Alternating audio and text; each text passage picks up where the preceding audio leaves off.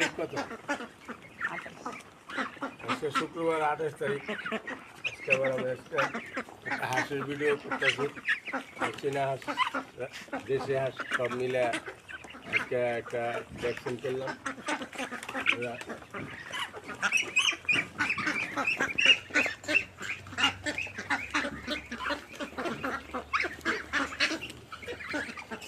আপনারা দেখেন, ওর হাঁসগুলো দেখেন সুন্দর করে, ওর হাঁসগুলো খুব ভালো আছে ইনশাল্লাহ।